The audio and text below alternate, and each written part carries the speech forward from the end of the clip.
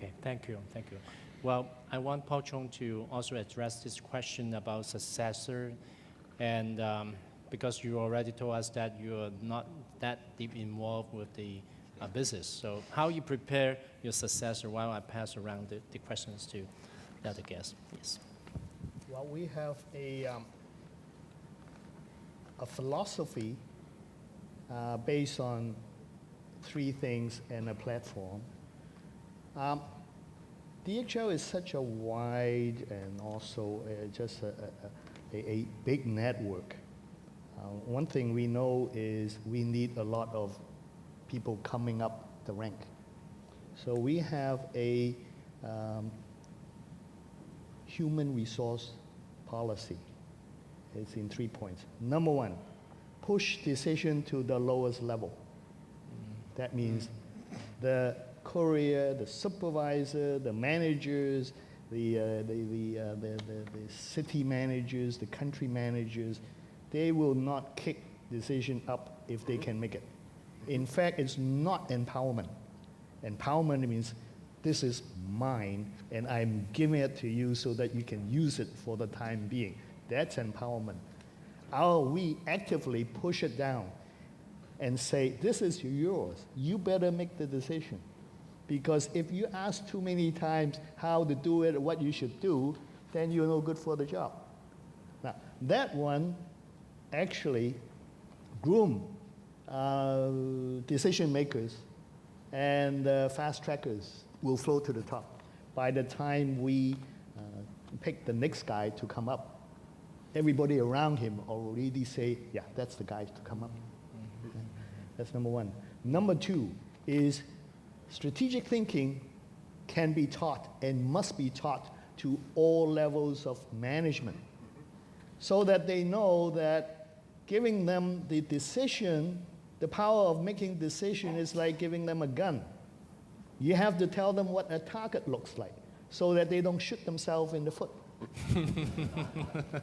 Right? So by understanding the strategy of the company of that year, or of that country of that year, that city of that year, that means they know, they share in a lot of companies, only the senior people is expect to understand and know the strategy. We're not. Number three is, they make it a safe place for people to make mistakes. We have one saying, you can make any mistake once, but tell everybody about it. Because a lot of companies say zero tolerance. That actually is the most stupid thing that you can think of, because you think there's no mistake. It's actually they don't tell you, that's all. Yeah. Yeah. Right? Yeah. And then the courier and the courier daily performance changes so fast that something is okay for Jakarta on day one is not okay on day three, and something happening in Venezuela, you have to stop shipping and so on. Then what you do is during lunchtime, everybody say, you know what? I think something very stupid this morning. So the 6 people having lunch or 10 people having lunch actually learn about that mistake.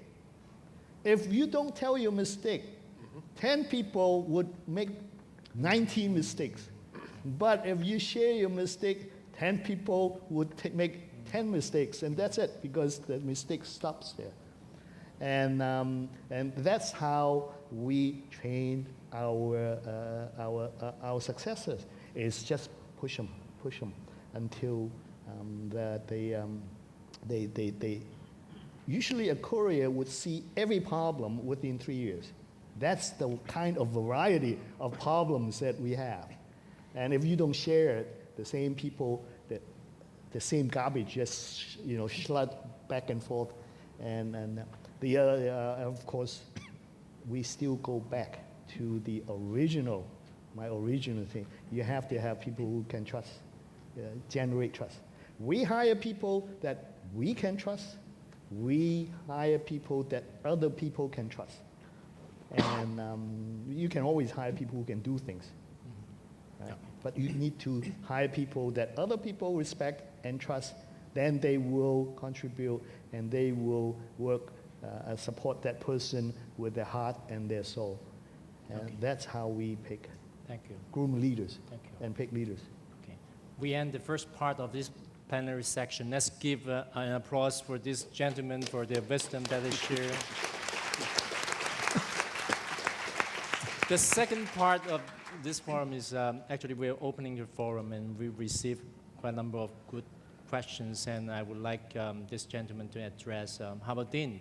You give Okay, response so the to first the question is, in spite of all the mentioned qualities for the leaders of the future, what are the qualities of a leader that are classic and would withstand the change of time? And then secondly, how would you cultivate those values in young leaders?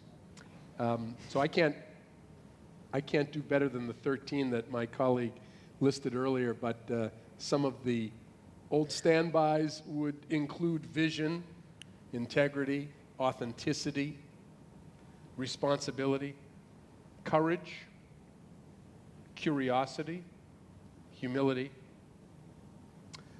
values, purpose-driven leaders. How do we encourage those qualities in this next generation? I think we expose them to values in an explicit and an aggressive way, where we're not apologetic about, we're so committed to helping this next generation to succeed.